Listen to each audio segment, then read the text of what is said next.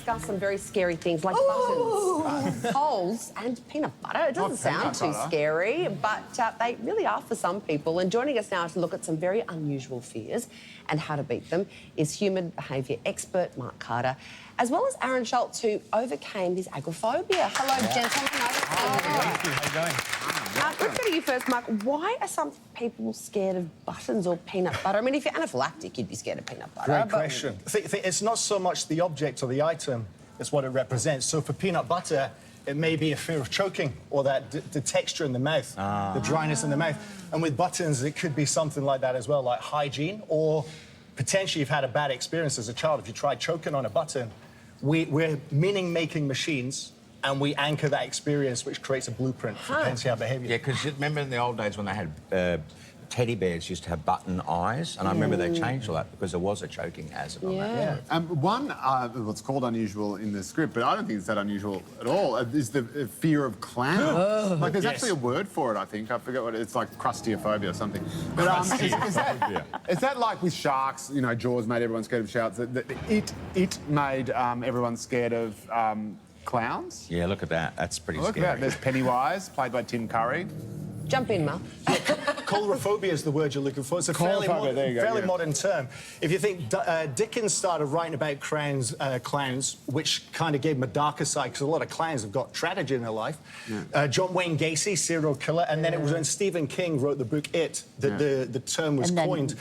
And people, it can exaggerate a fear. Think like Sharks, Jaws, the franchise Jaws, what that did to Sharks. Joker, the movie with Joaquin Phoenix. But aren't sharks like a rational fear, though? Because you've got these kind of... Potential, yes, there is, because they got big teeth, like 300 teeth, and they are dangerous, so there's a risk, but not all sharks. But the movie can kind of install that. But clowns can kill you too. I mean, if they're driving their car... Oh, yeah, the doors fly off. The doors fly off. They got 68 other clowns in the back seat. Now, Aaron, tell us about you, because you wouldn't leave the house for weeks. How many weeks? It was about 4 weeks in total. Wow.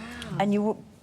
How did it start? So I was in Croatia at a restaurant, and it was a really hot day, and the restaurant was packed, but I started feeling really lightheaded, and I thought, oh, I'm going to pass out. So to save myself the embarrassment of passing out in the restaurant, I bolted from my table and then ran straight to my apartment and wouldn't leave that for 4 days. Now you're sitting in a TV studio in front of a live studio audience beaming live around the country. How are you feeling? I'm nervous, yeah. Wow. But how did Aaron help you? I mean, how did you get over it? Mark?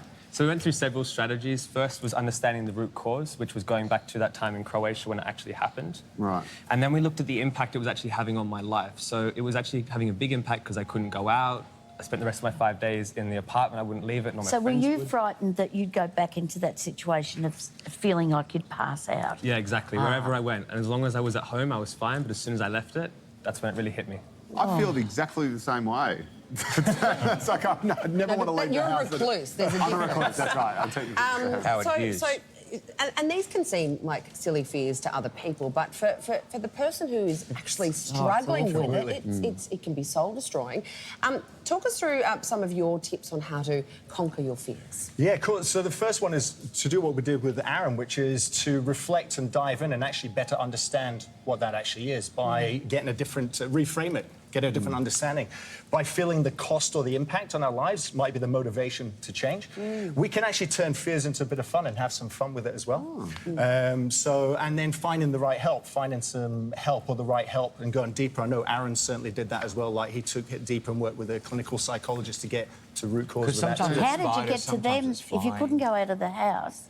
How did you get to the clinical psychologist? It took me months. It took me a long time, and I asked a friend's parents, and they said, this guy's really good, and then I thought, look, this is something I really need to do to deep dive and understand. How did you make agoraphobia fun?